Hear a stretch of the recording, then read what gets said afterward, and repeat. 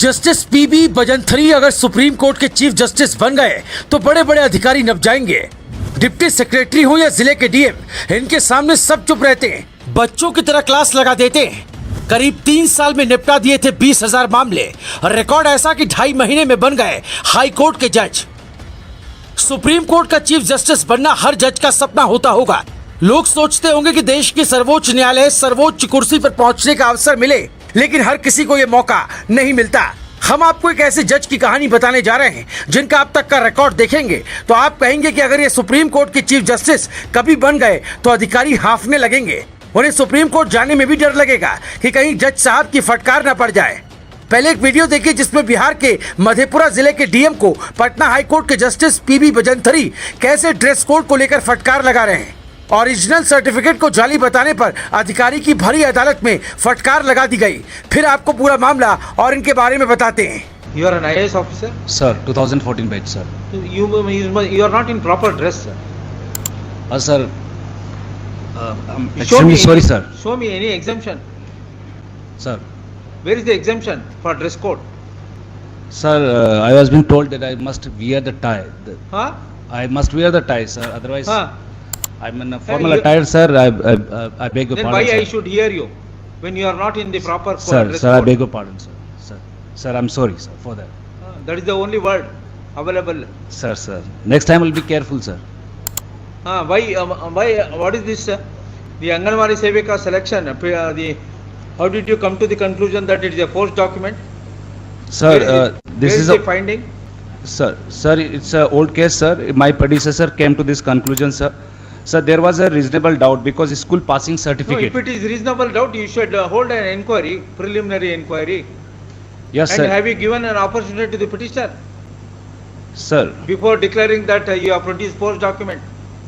sir. What, sir?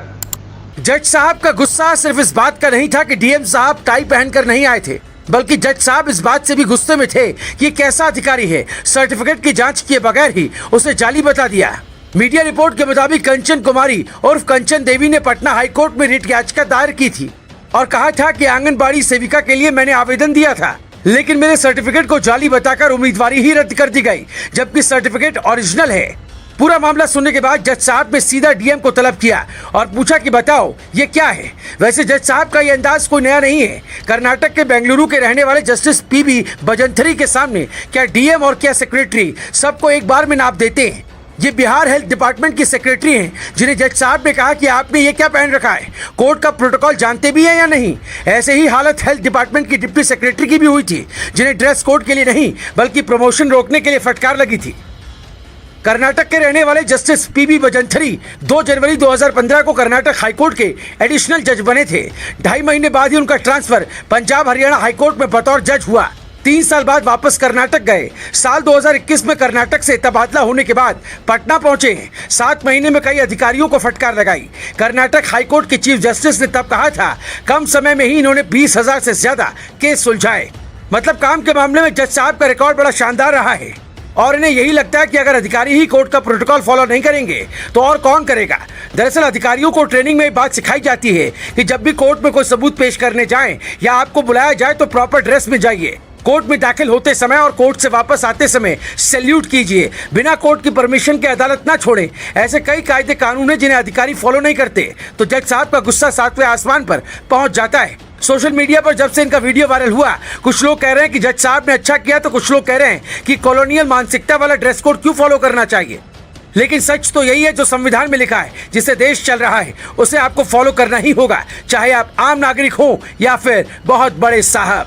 Bureau report, global Bharat TV.